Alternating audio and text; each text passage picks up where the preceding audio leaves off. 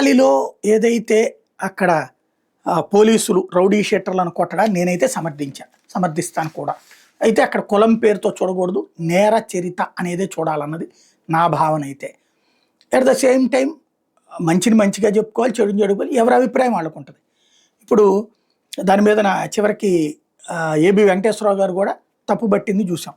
ఇప్పుడు లేటెస్ట్గా ఐవైఆర్ కృష్ణారావు గారు తెనాల్లో నడి రోడ్డు మీద దళితులు బహిరంగ పోలీసు కొట్టడం అనాగరిక చర్య అని మాజీ సీఎస్ ఐవైఆర్ కృష్ణారావు అన్నారు. వ్యక్తిగత ఐవైఆర్ టాక్స్లో మాట్లాడిన వీడియోను ఫేస్బుక్ ద్వారా ఆయన విడుదల చేశారు. ఇందులో తెనాల్లో దళితుల మీద పోలీసులు బహిరంగంగా థర్డ్ డిగ్రీ ప్రయోగించడానికి తీవ్రంగా తప్పుపట్టారు. ఈ ఘటన మీద ఐవైఆర్ కృష్ణారావు స్పందించారు. తెనాల్లో జరిగిన అంశాన్ని రెండు రకాలుగా చూడాలి. మొదటిది, వారు దోషులై ఉండొచ్చు, దోషులైతే శిక్షించడానికి విధానం ఉంది.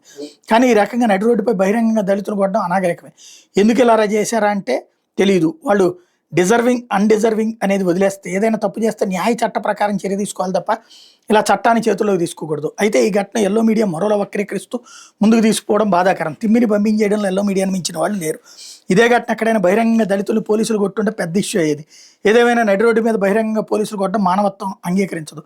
చాలా పెద్ద తప్పే జరిగింది, దాన్ని సరిదిద్దుకోవాలంటూ ఐవైఆర్ మాట్లాడారు. ఇది సాక్షి హైలైట్ చేసింది. ఆయన ఎంత జాగ్రత్తగా ఉంటే అంత బెటర్. ఎందుకంటే ఇప్పుడు ప్రభుత్వానికి వ్యతిరేకంగా లేదా తమ వ్యక్తిగత అభిప్రాయాలు ఏదైనా వ్యక్తం చేస్తే వాళ్ళు ఎక్కడ నోరు జారుతారు, ఎక్కడ తేడా చేస్తారనేది వెతికి నిర్బంధించేటటువంటిది లేదా వేధించేటటువంటి ప్రక్రియ నడుస్తోంది.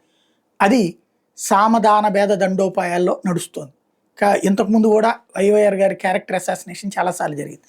మళ్ళీ జరిగేటటువంటి ప్రమాదం ఉంటుంది. జాగ్రత్తగా ఉండటం బెటర్ ఈ సందర్భంలో.